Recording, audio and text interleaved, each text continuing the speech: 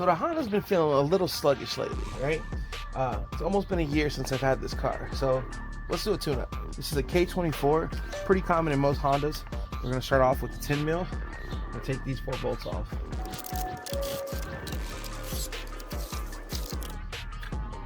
And once you remove the cover, that exposes your coil packs. Now I know it looks a little funky because we're missing a bolt there. Well, that bolt actually goes to that cover, so you're not missing a bolt there. It looked like that was the issue, but all right, before we start, I want to show you your essentials. You're gonna need a spark plug gap tool. You're gonna actually need spark plugs. I have the NGK version. They come stock with Denzos, but Denzos are $16 a plug right now. It's kind of crazy, and these are $11 a plug. And there's your part number there. Right there, you can grab these from any AutoZone or anything like that. Anti-seize, it's not really recommended, so I'm just gonna put a little dab, and we should be good. Just helps them not get stuck. And then a spark plug socket tool, and it's gonna be 5/8. Really quick too, if you have a Honda or a Honda Accord, you have like a service mode, kind of like Subarus do. There's a little hole here that you can push this thing all the way back. A little push here, you can actually put it right there. That leaves your hood way more open so you can work on it. Which makes it really convenient because I can put my tripod way up here and give you guys an overview. So these little bolts are held in by 10 millimeter. So let's go ahead and break those loose. My Subi brothers and sisters are gonna be mad at me for saying this, but I'll choose this any day over putting and taking out spark plugs on the side of the engine like I have to do on the STI. This is so much easier. And then next up, you're gonna take each plug out one by one. We're gonna start here. There's a little clip that you're gonna undo. You're gonna pull that out first, and there's a little button. Just pull it out from there. Then this is your coil. You're just gonna pull that up and out. It looks pretty old, but that's your coil.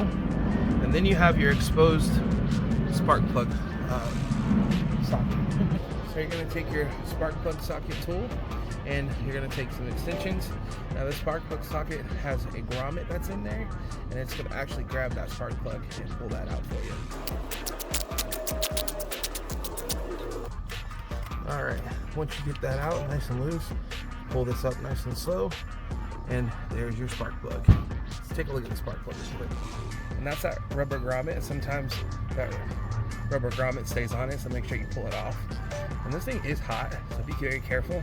So I actually pulled one out, and it had this Bosch, which is not actually recommended for this. What's recommended for this is NGK or Denso. So, but there's no oil, it just looks really old. That's the old spark plug. Not too bad, a little rusty, but and then there's the new one. I'll check the gap and see how much, 0.0044 or something like that. But there's no oil on it, so that's a good sign. Now the spark plug gap is supposed to be 0.040 on this. So you can see that right there. See, it gets thicker and thicker the more you turn it. So I just slide it to the lower number. Slide that up until you have a little bit of resistance, and then you'll see where it's at. It looks like it's under that 0.04. So we're gonna gap and check all the new plugs, make sure that they're at the right gap. When you get a new plug, it'll be in that big box and have 4 other plugs in there. Pretty much that's how a plug will look. You take that off, and then we're gonna check the gap. Once again, all you do is you slide it on that edge and then go all the way up until you get it to where you need. If you go over a tad bit, it is okay. Some people don't recommend it, but it's okay to kind of tap on concrete a little bit to kind of close that gap again so you can re-gap it. But if you're just careful, you shouldn't have to do that. This is anti-seize. All you do is you put a little bit on the threads, and it's going to cause it to not seize into the block. Slap a little bit on, not much is needed. You're going to take your finger and you're going to spread that across the threads, and that's really it. Make sure you do not get it on the spark part, and then all we have to do is put it back on the socket, put it back in, and then do the rest of the other 3. All you'll need to do, slap that in there. If you have the rubber boot coming off like it was attached to mine, you can be careful and lower it in there. If you have a problem with that and it keeps doing that, then you might have to take that rubber boot out and just install it without.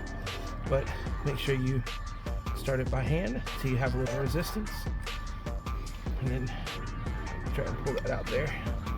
You see that rubber boot's staying stuck on there, so I'm actually going to take this out and install it without that rubber boot because we don't want that staying on there.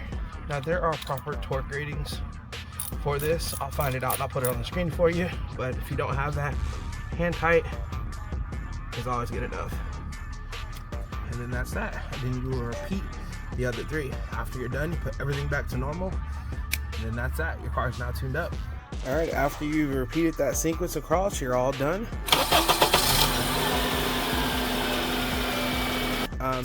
The next thing is after I check the car, make sure it's not misfiring. If it continues to misfire, the next thing will be to replace these coils. They're about $60 a piece.